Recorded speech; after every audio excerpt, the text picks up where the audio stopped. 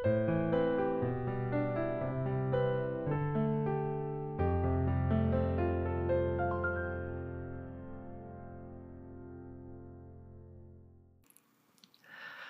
함께 은혜 나눌 하나님의 말씀은 레위기 23장 1절에서 14절의 말씀입니다.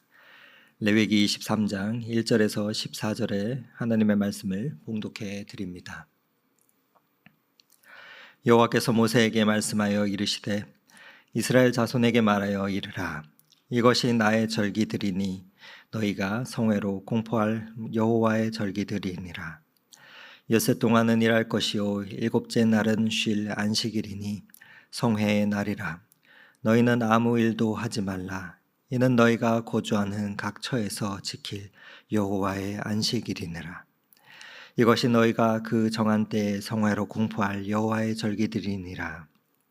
첫째 달 열 나흔 날 저녁은 여호와의 유월절이요 이달 15닷새 날은 여호와의 무교절이니 이래 동안 너희는 무교병을 먹을 것이요 그 첫날에는 너희가 성회로 모이고 아무 노동도 하지 말며 너희는 이래 동안 여호와께 화제를 드릴 것이요 일곱째 날에도 성회로 모이고 아무 노동도 하지 말지니라. 여호와께서 모세에게 말씀하여 이르시되 이스라엘 자손에게 말하여 이르라. 너희는 내가 너희에게 주는 땅에 들어가서 너희의 곡물을 거둘 때에 너희의 곡물의 첫 이삭 한 단을 제사장에게로 가져갈 것이요 제사장은 너희를 위하여 그 단을 여호와 앞에 기쁘게 받으심이 되도록 흔들되 안식일 이튿날에 흔들 것이며 너희가 그 단을 흔드는 날에 1년 되고 흠없는 순양을 여호와께 번제로 드리고 그 소제로는 기름 섞은 고운 가루 10분의 2 에바를 여호와께 드려 화제로 삼아 향기로운 냄새가 되게 하고 전제로는 포도주 4분의 1 흰을 쓸 것이며 너희는 너희 하나님께 예물을 가져오는 그날까지 떡이든지 볶은 곡식이든지 생 이삭이든지 먹지 말지니 이는 너희가 거주하는 각 처에서 대대로 지킬 영원한 규례니라. 아멘. 네, 오늘부터 묵상하게 된 레위기 23장부터는 우리가 잘 아는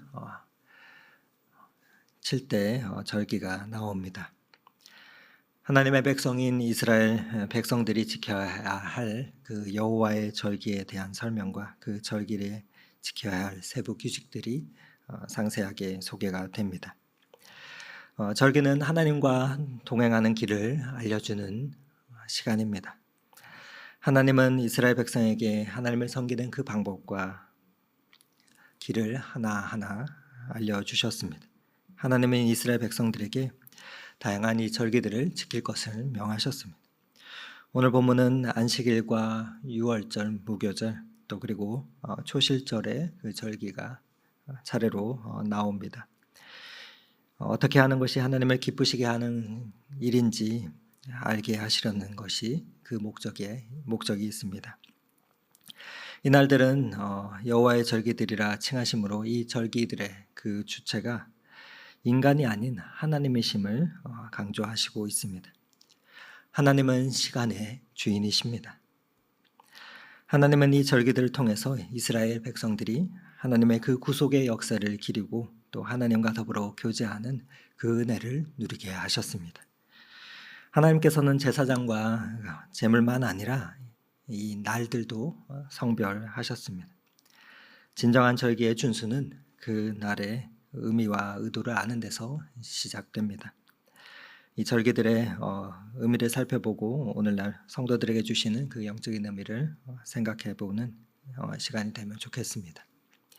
3절 말씀을 다시 한번 읽도록 하겠습니다. 엿새 동안은 일할 것이요 일곱째 날은 쉴 안식일이니 성회의 날이라. 너희는 아무 일도 하지 말라. 이는 너희가 거주하는 각 처에서 지킬 여호와의 안식일이니라. 네, 제일 먼저 나오는 절기는 안식일입니다. 하나님이 정하신 절기 가운데 가장 자주 돌아오는 날입니다. 오늘날에는 우리는 주일을 안식일로 정해서 하나님께 드리고 있지요. 하나님은 이스라엘 백성들에게 이 성회로 모이는 날들 중에서 제일 먼저 안식일을 거룩하게 지킬 것을 명하셨습니다. 안식일이 가장 우선이고 기본이 되는 것은 일주일 주기로 찾아오기 때문입니다. 다만 7일마다 돌아오다 보니 때로는 소홀히 여기기도 쉽고 그 의미를 잃어버리기도 쉽습니다. 하지만 안식일은 하나님이 가장 먼저 정하신 절기입니다. 그리고 안식일을 지키는 것은 너무나도 중요합니다. 왜냐하면 안식일은 단순히 쉬는 날이 아니라 성회의 날이기 때문입니다. 온전히 하나님을 위해서 그 영광을 올려드리는 날입니다. 세상의 속도가 아니라 주님의 속도에 맞추는 날입니다. 이스라엘은 하나님 앞에서 거룩한 옷을 입고 그렇게 모여서 애굽에서 구원하신 것을 기억하며 예배해야 됐습니다. 탁월한 영성신학자였던 마르바더는 안식이라는 그의 책에서 이렇게 말했습니다. 우리가 안식일을 지키는 것이 아니라 안식일이 우리를 지켜주는 것이다. 우리의 힘으로 줄기차게 달리면 곧 지치고 맙니다.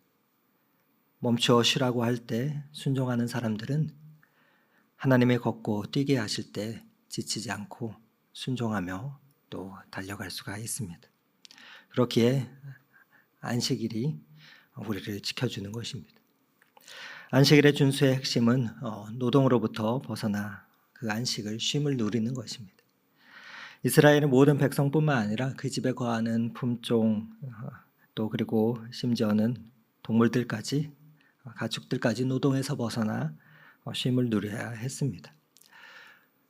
노동의 고통이 아담의 범죄로부터 말미암아 비롯된 것이므로 또 노동에서 벗어나 안식을 누리는 것은 구원받은 성도가 하나님 나라에서 누리는 영원한 안식을 상징합니다. 이러한 안식의 법은 하나님의 그 천지 창조와 출애굽의 구원의 역사에 근거를 두고 있습니다. 애굽의 신들이나 또 가나안 땅의 그 신들은 쉼을 빼앗아가는 신들입니다. 그 우상만이겠습니까? 오늘날 세상도 마찬가지입니다. 하지만 하나님은 계명과 절기를 통해서 거듭해서 우리 인간들은 안식이 필요한 존재임을 말씀해 주십니다. 왜 그렇습니까? 이스라엘 백성이 안식일을 준수하는 것은 단순히 종교적인 의미뿐만 아니라 생명에 대한 경제적 의미도 내포하고 있기 때문입니다. 종들과 가축까지 쉬게 하는 것은 그만큼의 소득과 수입의 포기를 의미합니다. 이스라엘 백성은 하나님의 명령 앞에서 그 물질의 탐욕을 포기할 수도 있어야 했습니다. 그들은 안식일을 준수함으로 하나님의 모든 삶의 주인이 되심을 고백해야 했던 것입니다. 안식일 준수에 담겨 있는 이러한 의미들은 여전히 우리의 삶 가운데서 실현되어야 합니다. 우리가 안식일을 거룩하게 지킴으로 하나님이 우리의 삶의 주인이 되십니다 하는 그 고백을 날마다 저와 여러분이 하는 우리의 삶이 발걸음이 되기를 원합니다. 이어지는 여호와의 절기는 유월절과 무교절이 나옵니다. 5절과 6절 말씀입니다. 첫째 달 열 나흘 날 저녁은 여호와의 유월절이요 이달 15날은 여호와의 무교절이니 이래 동안은 너희는 무교병을 먹을 것이요 말씀합니다. 하나님은 애굽에서 이스라엘 백성들이 노예로 살고 있었던 그 삶에서 해방시켜 주셨습니다. 이것은 첫 번째 유월절이죠. 그 후에 하나님은 정월 14일이 되면 이스라엘 백성들이 계속해서 이 유월절기를 지키도록 명령하셨습니다. 유월절이 시작되는 저녁부터 7일 동안은 무교병을 먹으며 지키는 절기를 일컬어 바로 무교절이라 합니다. 누룩에 넣은 떡을 구울 시간조차 없었던 그 첫 번째 유월절을 기억하면서 하나님의 말씀에 즉각적으로 순종할 것을 결심하도록 하신 것입니다. 유월절은 출애굽 당시에 이스라엘 백성들이 애굽의 모든 장자와 첫 새끼가 죽임당하는 그 재앙에서 벗어나 구원받은 그 사건을 기념하는 절기입니다. 유월절에는 이스라엘 민족들이 애굽 땅에서 나오던 날처럼 허리에 띠를 띠고 또 신발을 신고 어린 양의 고기와 쓴나물과 무교병을 급히 먹어야 했습니다.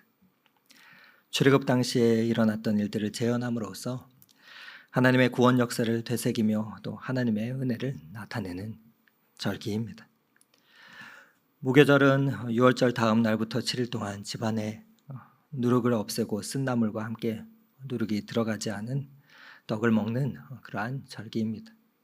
이는 죄를 상징하는 누룩을 제함으로써 이스라엘 백성들이 하나님 앞에서 성결한 백성임을 상징하는 그러한 의미가 담겨 있습니다.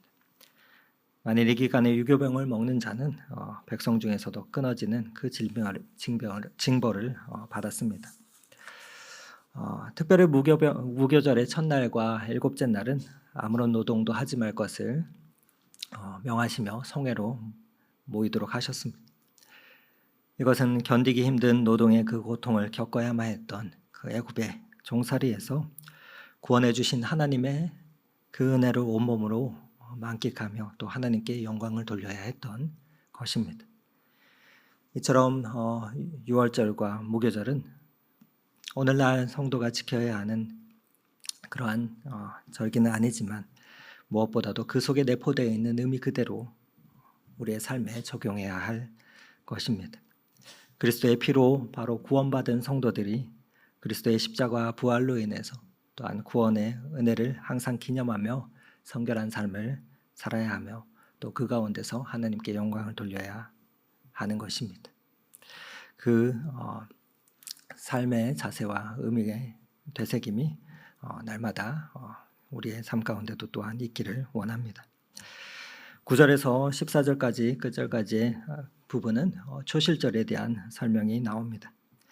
하나님은 이스라엘 백성들에게 처음 추수한 그 곡식을 요구하셨습니다.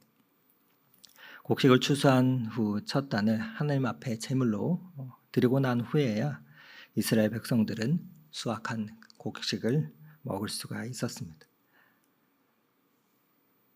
제사장은 백성이 가져온 이삭단을 하나님께 감사의 요제로 드렸고 또 그것과 더불어서 어린 양을 또 번제로 드립니다.